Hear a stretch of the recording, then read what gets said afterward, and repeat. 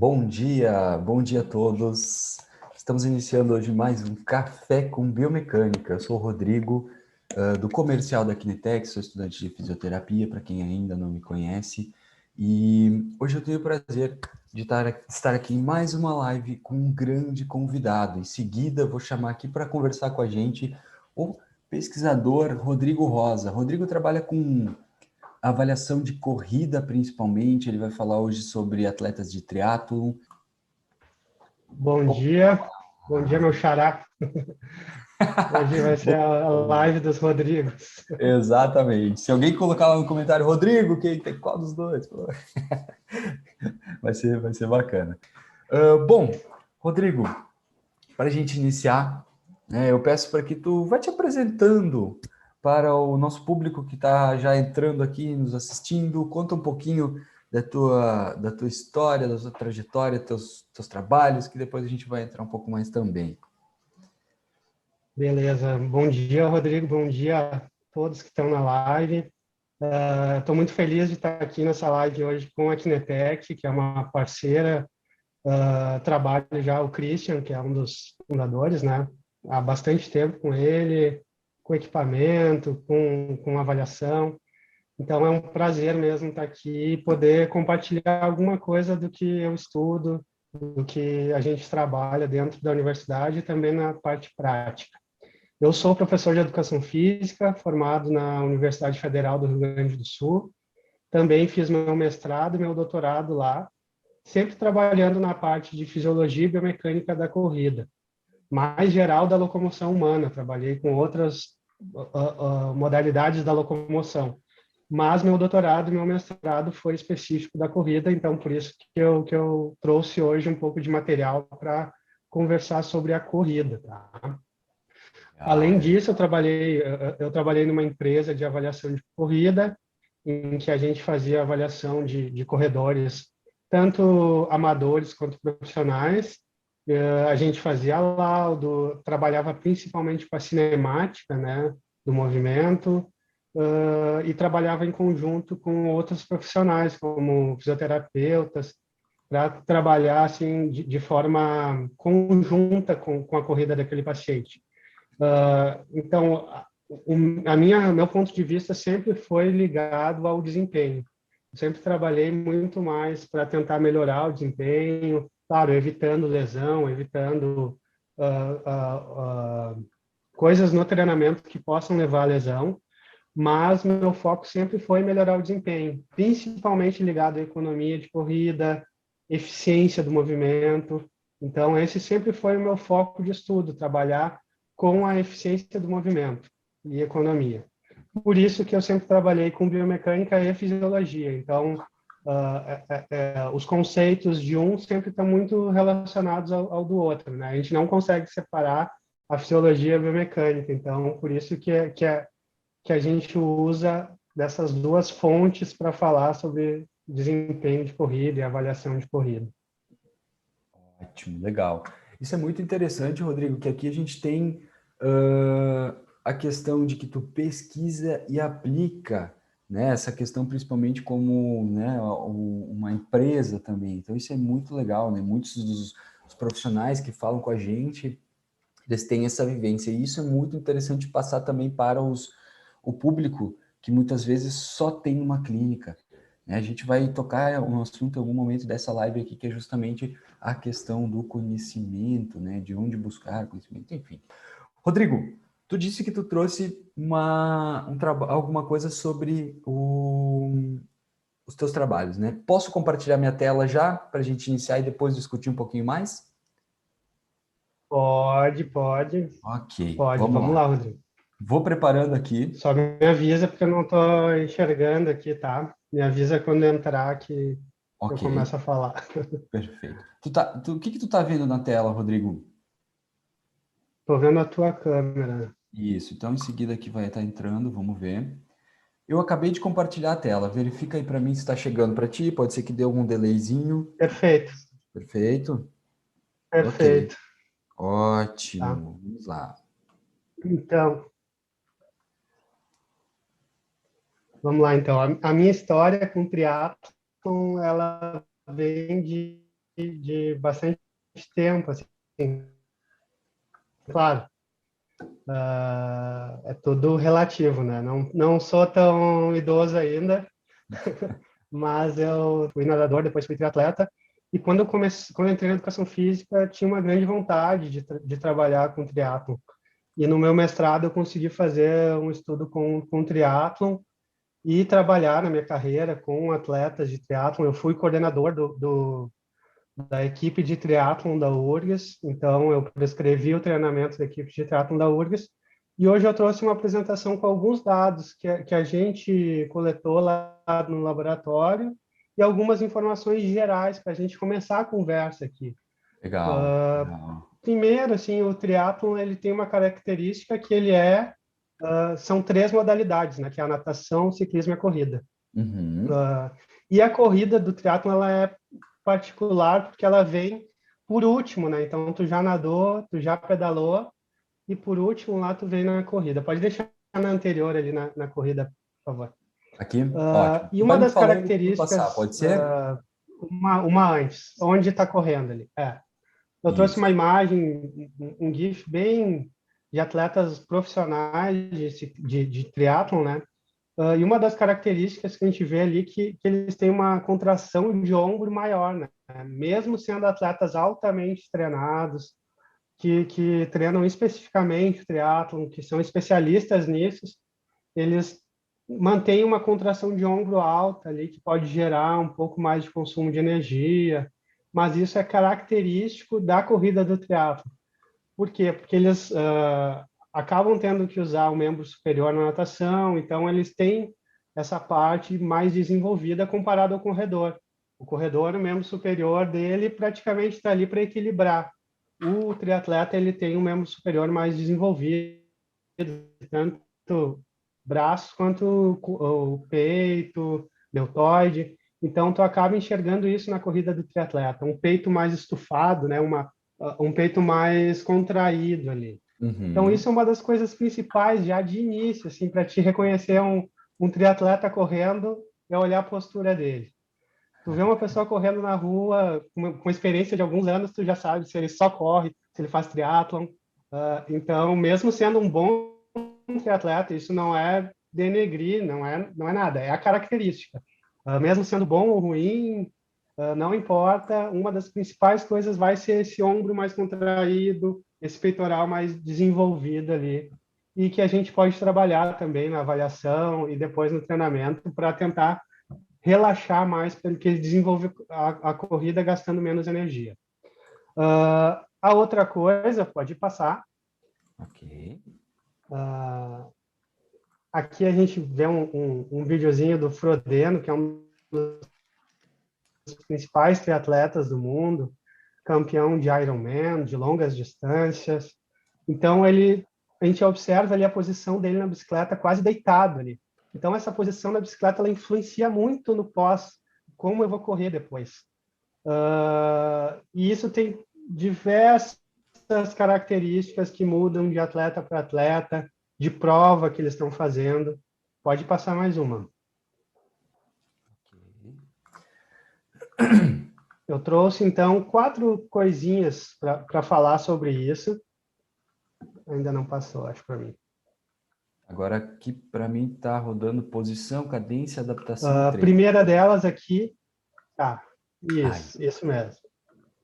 A posição, né? Então, numa prova de longa distância, a gente vê essas bicicletas que parecem nave espacial, e ele fica quase deitado naquela bicicleta, uma bicicleta muito aerodinâmica, em que ele tem que pedalar sozinho, ele não pode ir atrás de ninguém, e ninguém pode ir atrás dele, ele tem que fazer o ciclismo dele ali sozinho naquela posição. Então, por isso que Uhum. ele tem que achar uma boa posição, muito aerodinâmica, que ele fique confortável também, né? Porque não adianta só ser aerodinâmico, mas ele tem que ficar confortável para que ele pedale ali suas 3, 4 horas, depende do nível do atleta. Uma das coisas que diferencia também o triatleta, o ciclismo do triatlon, é a cadência. Os triatletas eles têm uma cadência, eles giram menos as pernas que os ciclistas. E isso está ligado diretamente à corrida. o ciclista, ele gira mais a perna dele, ele tem uma eficiência maior de ciclismo, mas ele não tem que correr depois. O Uhum. triatleta, ele tem que economizar alguma coisa para conseguir depois correr. Então, a característica principal do ciclismo no triatlon é ter uma cadência menor, ele girar menos as pernas ali, tá? E isso está ligado a uma adaptação. Essa adaptação dele está ligado diretamente ao treino. Então, não adianta nada tu ter uma posição correta, fazer a cadência descrita na literatura, e não treinar corretamente. Então, tudo depende do treino. Então, um treino feito corretamente, de ciclismo, na posição correta, vai levar a uma boa adaptação para que ele consiga correr bem depois de pedalar, tá? E, e depois eu vou trazer algumas informações já em seguida sobre o que é principal nesse treino de triatlon para que ele consiga correr bem. Pode passar. Vamos lá. Aqui é meu único texto assim maior. É chato trazer uma apresentação de texto às 8 da manhã aqui, mas é só para dar um toque É, inicial. A perfeito. adaptação neuromuscular durante a corrida após o ciclismo, ela varia conforme o estado de treinamento. O que isso significa? Que quanto mais eu treinar, melhor essa minha adaptação muscular. Eu vou ter uma ativação muscular melhor.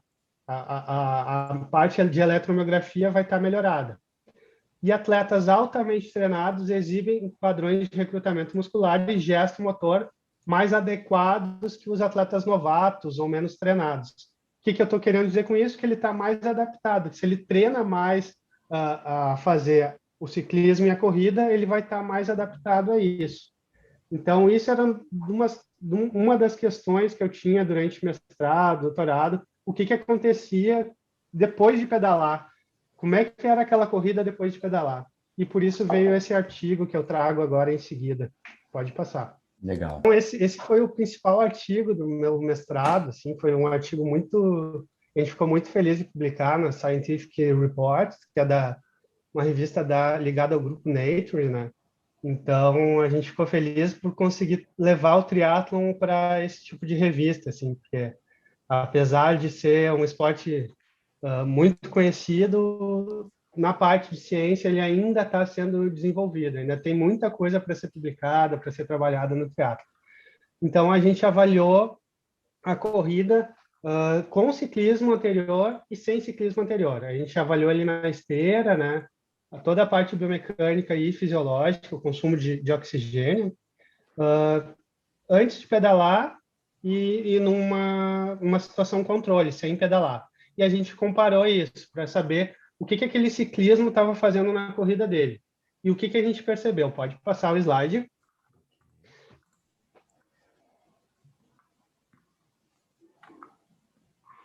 Então, tem um quadradinho mais claro e um mais escuro. O mais escuro é sempre pedalando. A gente viu que a Ok. eficiência deu até uma melhoradinha. Ele foi ficando mais eficiente depois de pedalar. Claro, na verdade, não alterou, não teve uma alteração, ele não piorou. E isso já é uma grande coisa, porque tu não piorar depois de fazer uma atividade extenuante, como ciclismo, e ainda melhorar um pouquinho, significa que tu está muito adaptado. E o que a gente viu? Que mesmo atletas que não eram de alto nível, eram bons atletas, nós avaliamos 14 triatletas do estado do Rio Grande do Sul, todos eles de nível regional e nacional, assim, alguns dos melhores atletas aqui do estado, mas nenhum a nível mundial, não tinha nenhum atleta olímpico, nenhum atleta de nível assim internacional. E Uhum. mesmo assim eles já tinham uma adaptação muito alta. Por treinar ciclismo e corrida sempre, ter essa adaptação, eles não apresentaram uma piora nessa eficiência. O que isso significa? Que eles continuaram econômicos, que o gesto motor deles continuou muito próximo. Então, eles conseguiram manter a eficiência mesmo depois de pedalar. Tá? Pode Ótimo. passar. Esse foi o principal aqui. Eu não quis entrar em detalhes do estudo, vocês depois vão ter ele. Sim. E aqui foi um estudo de revisão que eu fiz com uma colega, a Daniela Ongarato, que ela é triatleta. Esse estudo de revisão, a gente fez uma revisão narrativa as características fisiológicas e biomecânicas da corrida do triatlon. E eu vou trazer agora 4 ou 5 pontos principais dessa corrida, só para deixar aqui, para depois vocês perguntem mais ali. É para atiçar vocês essas informações agora. Vamos Pode lá, passar, Rodrigo. vamos lá.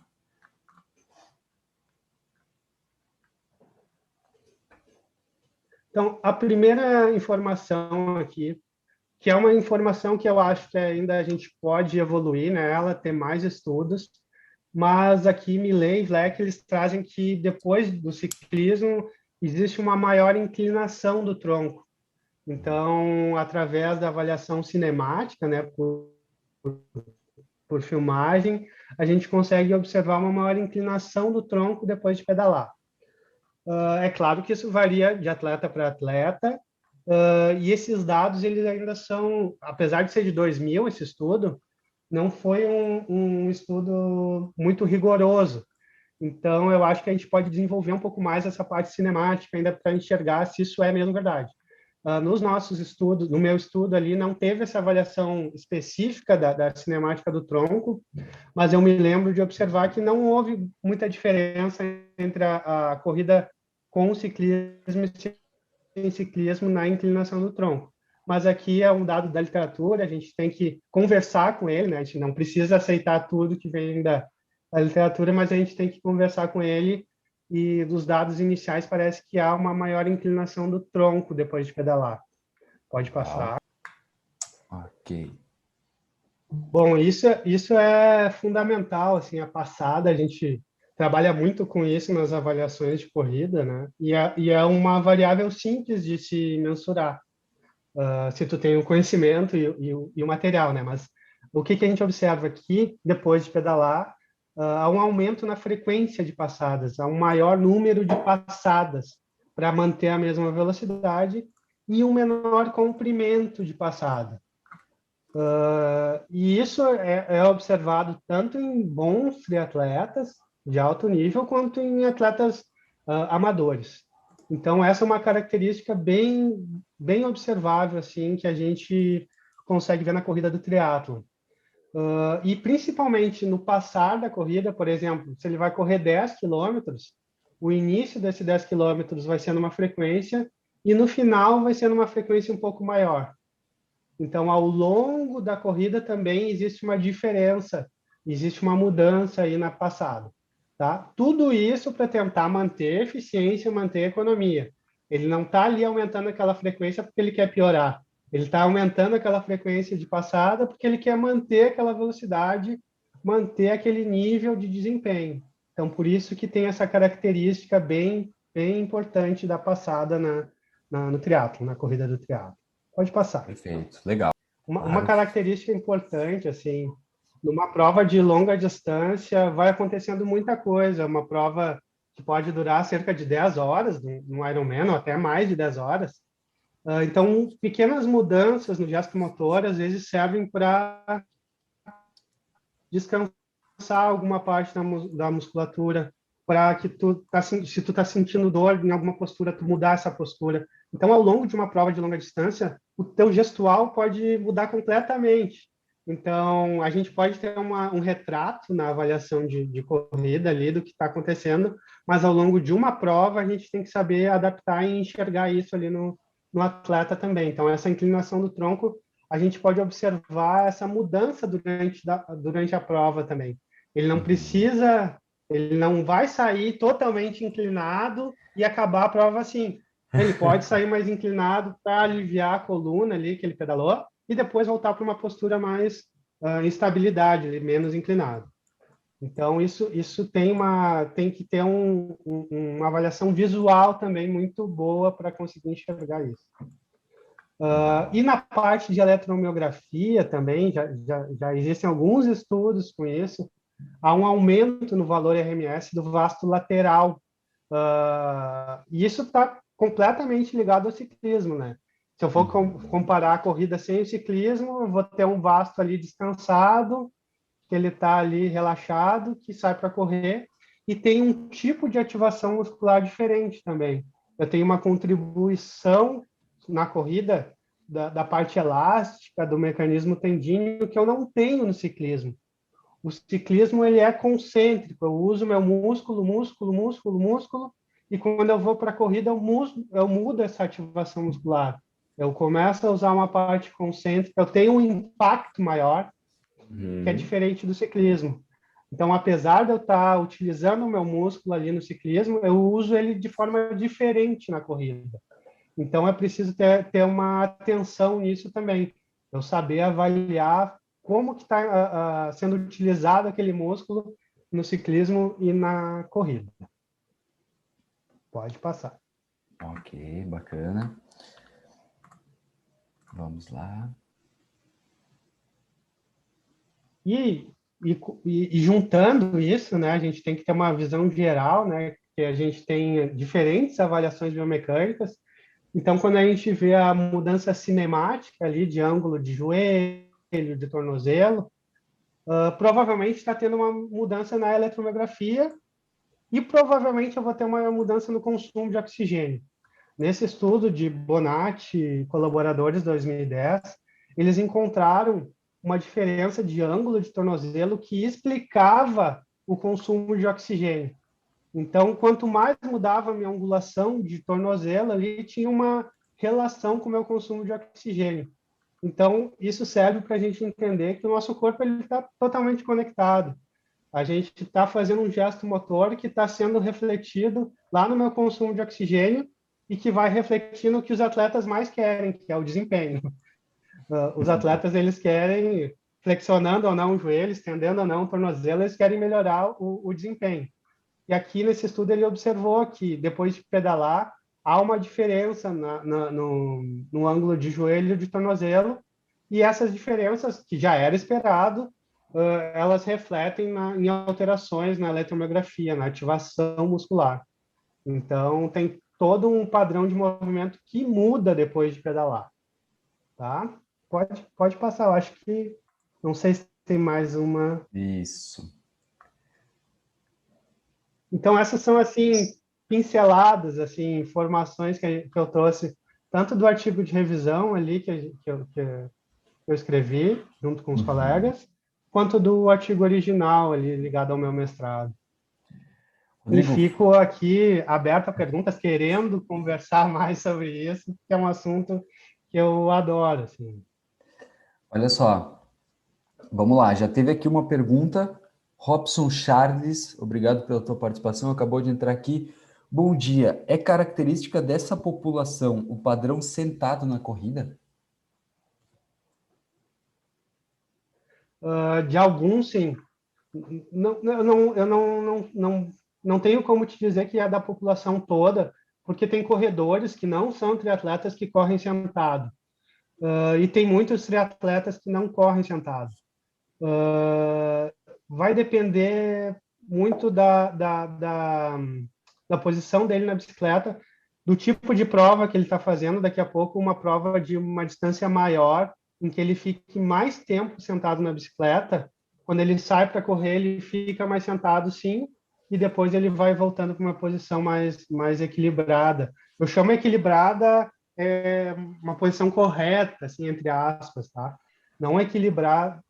O equilíbrio ele tem várias formas, né? Então eu tenho Sim, sim. cuidado na hora de falar assim alguns termos, mas é isso que eu quero dizer quando eu digo equilibrado, que ele está numa posição um pouco mais correta.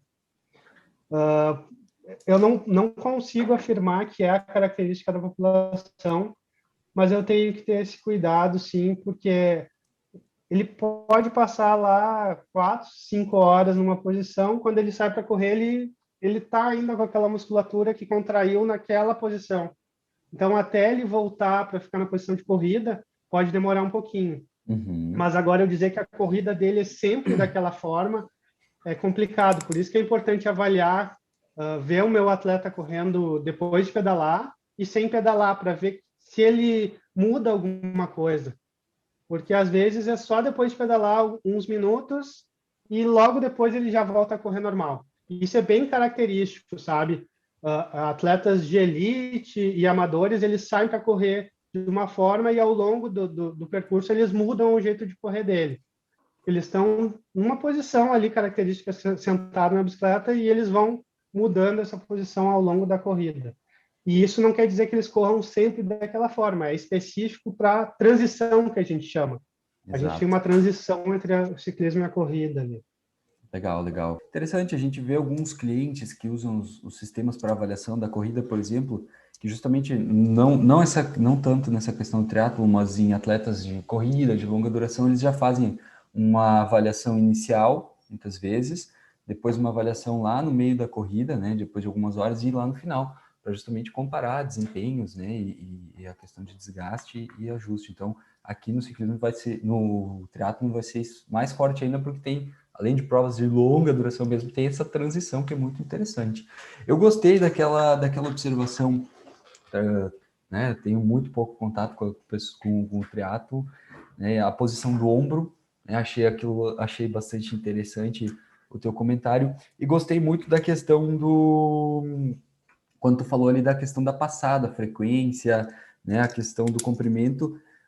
Nós tivemos ano passado uma sequência de lives sobre corrida com o Dr. Guilherme, que a gente até estava falando antes, né? E o Guilherme trouxe muito a questão aí, claro, obviamente, mais uma vez voltado para a corrida, a questão de tu iniciar muitas vezes um trabalho de melhoria ou de ganho de desempenho com um atleta, né? Mudando lá a cadência, a velocidade, né? Que são dados muito interessantes que tu vai ter uma resposta sem grandes alterações naquele teu atleta. E depois, sim, né, corrigir outros parâmetros que podem estar ali alterados. Achei muito legal essas observações. Assim, eu só queria complementar, assim, o triatleta, ele é um ser a ser trabalhado sempre, porque ele tem 3 modalidades e ele quer melhorar nas Exatamente. 3. Então, é um público assim que ele é sedento por avaliação e por melhora na técnica, porque ele tem 3 coisas assim. Ó. A natação é uma parte muito técnica que é bem difícil. O ciclismo envolve muito equipamento, tu ajustar teu equipamento. Só que a corrida é tu. A corrida tu tem que ajustar dentro da técnica, dentro do treino. Então tem 3 coisas para te trabalhar ali e que a avaliação vai ajudar muito, muito nisso. Muito legal, muito legal. Achei fantástico as tuas colocações, Rodrigo. Bom, eu tenho aqui duas perguntinhas ainda aqui para que eu fui anotando também, né? Agora voltando entrando um pouco mais nessa questão de avaliação, né? E lá no início tu comentou, a gente falou um pouquinho dessa questão de tu também usar esse teu conhecimento para avaliar dentro de uma clínica, um consultório, enfim, né? Como gestor. O que muda de um profissional que gera um relatório para um profissional que não gera, que faz somente uma avaliação visual? O que isso, na tua opinião, é? Porque tu frisou bastante. Eu avalio e eu gero um relatório. Né? Isso me chamou a atenção. Sim. O principal é tu conseguir comparar, né? Tu ter um parâmetro de comparação. Se eu vou avaliar meu atleta somente vendo ele e depois de um ano eu vou ver ele de novo, eu vou ter tudo na minha cabeça e daqui a pouco se eu filmei, mas eu filmei de um ângulo diferente, eu vou ter uma resposta. Se eu tenho um relatório ali com as coisas padronizadas, né, que se eu tenho um padrão de avaliação, eu consigo comparar como ele estava naquele período, como ele está agora. Isso é o principal, eu ter esse parâmetro de avaliação. E esse parâmetro ele não é de uma pessoa com a outra, é dela com ela mesma. Eu sei que ele corria dessa forma, ele tinha uma ativação muscular mais da perna direita, porque ele estava em desequilíbrio articular, e hoje eu sei que ele faz reforço e que a corrida dele está, a parte muscular já está equilibrada, então eu não tenho diferenças entre a passada da perna direita e da perna esquerda.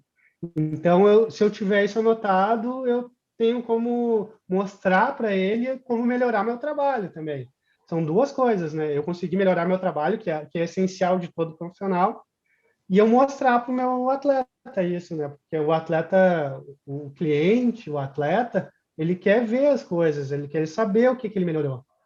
Então, a avaliação ajuda muito nisso, assim, de Legal. eu conseguir demonstrar, porque assim, existem muitos profissionais que sabem o que estão fazendo lá. Eu acredito que a maioria dos profissionais sabem o que estão fazendo. Só que ele tem que conseguir demonstrar aquilo também. Ele tem que conseguir mostrar para o atleta, ó, é isso, eu fiz isso e vai ficar assim.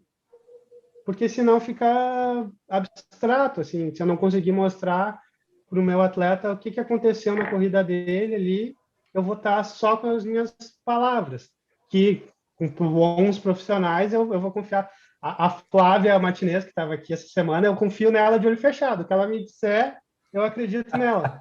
Mas, assim, se eu tiver um equipamento que consiga me mostrar que aquele ângulo é daquela forma, que aquela passada está sendo maior de um lado do que do outro, eu vou conseguir mostrar de uma maneira melhor e sem depender assim de só a qualidade do profissional em termos de conseguir enxergar aquilo. O que o profissional tem que saber bem também é passar aquela informação, identificar aquilo no laudo ali e passar para o aluno. E também eu trabalhei muito com outros profissionais, com fisioterapeutas principalmente, em que eu mostrava o laudo para ele, ó, tem isso aqui, o que, que a gente pode fazer com essa pessoa, assim, assim, assado. Então, eu tenho que conseguir olhar esse relatório para conversar com outros profissionais, não só o aluno ali, mas com outros profissionais da área. Perfeito, perfeito. Legal, Rodrigo. E isso já me remete a uma segunda pergunta, que a gente falou até ontem com a Karen Fernandes, que fez uma live muito bacana. Ela não é tanto da área da pesquisa, ela é muito, né, ela trabalha muito na área clínica, né? Trabalha com corrida, com a reabilitação da corrida, trabalha com desempenho, trabalha com recovery, então ela tem várias atuações muito interessantes.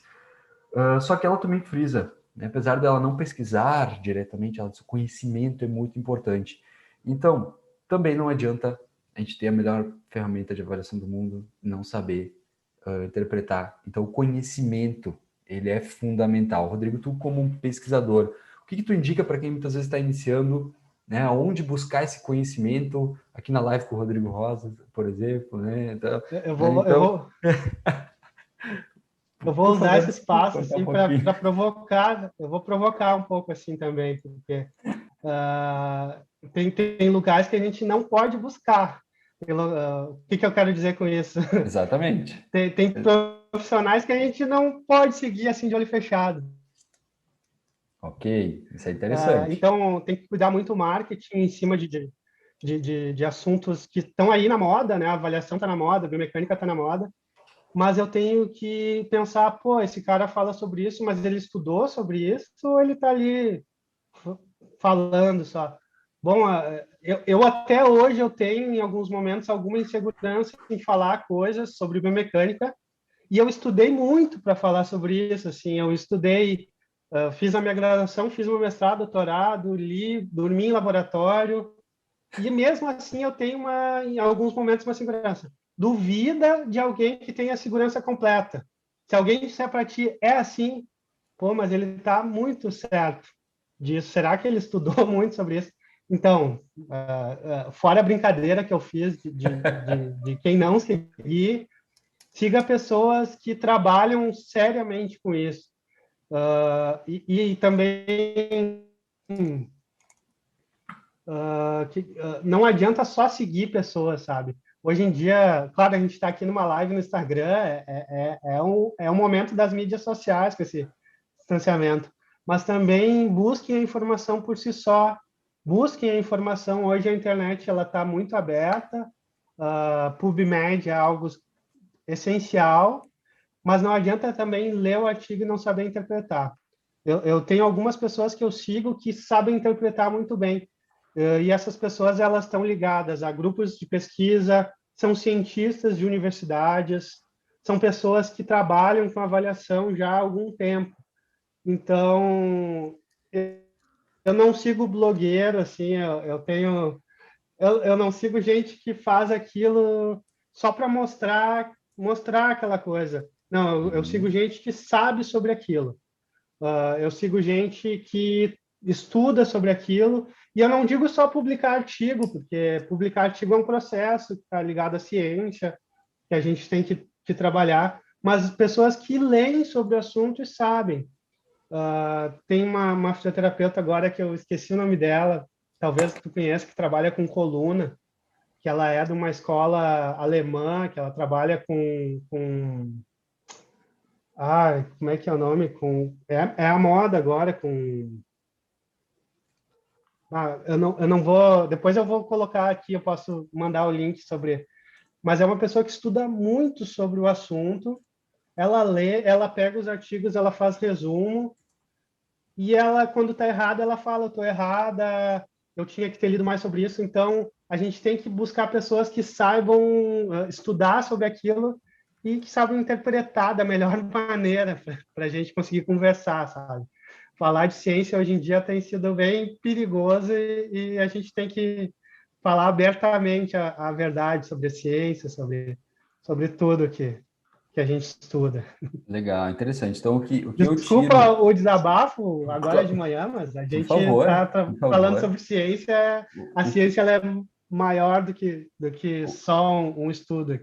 o que eu tiro disso, Rodrigo, como agora, principalmente finalizando a minha graduação, né, é principalmente buscar filtrar muito, como tu disse, né, a questão de blogueiro né, não que um blogueiro não possa às vezes trazer boas informações, mas tentar filtrar isso e principalmente, né, buscar informação em fontes seguras, né, então tirar aqueles minutos para continuar estudando sempre sobre o assunto, acho que isso é muito bacana. Eu tenho aqui uma pergunta do Tadeu Anderson Júnior. Vamos lá. Quanto a ADM de tornozelo e joelho, após o treino, são impacto negativamente, ou seja, devido à sobrecarga tensional e compressiva. Você perde ADM devido ao maior recrutamento em EMS? Recrutamento do EMS? Uh, Dependendo.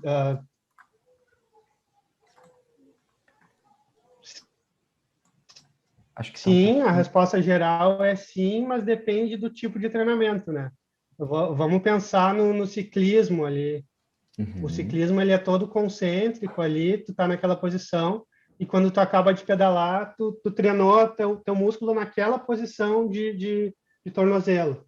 Então tu fez a tua contração sempre naquela posição. Quando tu acaba, tu tá muito tensionado, principalmente tibial anterior, vasto lateral na parte de membro inferior e tu acaba perdendo um pouquinho. Mas isso também é passageiro, não é algo que vai ficar. Isso é momentâneo, agudo, que a gente chama, né? É agudo, tu vai perder e logo depois tu volta a ter.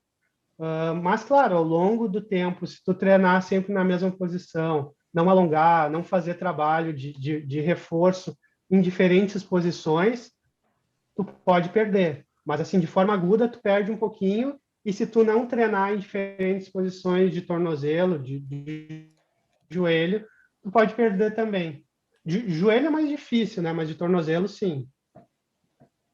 E, assim, vou trazer para outro lado aqui, que é a natação, que é um dos componentes do triatlon. Sim.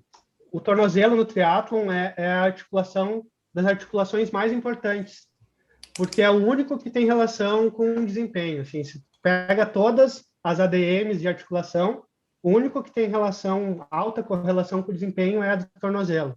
Porque tem gente que bate o pé como se fosse um pé de palhaço, assim, né? Então, se tu não tiver uma extensão de tornozelo boa ali, tu não tem um bom desempenho em natação. E como os três esportes estão ligados, eu tenho que ter cuidado com o ângulo de tornozelo também. Legal, legal. Da minha parte, Rodrigo, nós podemos ir começando a nos encerrar. Não sei se tu tem mais alguma coisa que tu queira complementar o que foi dito até o momento. Eu só queria agradecer, assim, ter esse espaço para falar, precisa, e vocês abrem esse espaço e eu só tenho a agradecer. A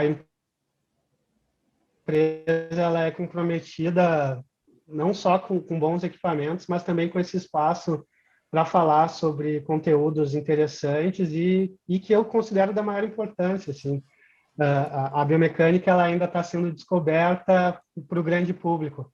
Então, quando a gente traz informações novas ou informações que agreguem assim, no conhecimento, é só alegria. Eu fico muito feliz. Acordar de manhã e poder falar sobre isso é só alegria. Perfeito, perfeito. Agradeço, Rodrigo, por tudo que tu trouxe aqui para a gente.